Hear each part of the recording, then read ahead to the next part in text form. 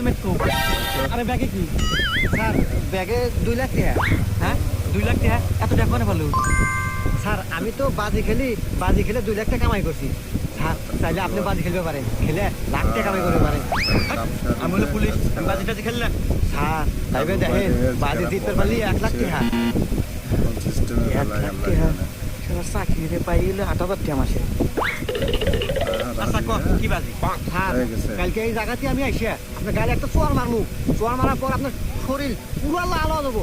আর যদি লাল না হয় তাহলে আপনি 1 লাখ টাকা দিচ্ছেন। হ্যাঁ আচ্ছা ঠিক আছে যা আমি বাজি ধরলাম যা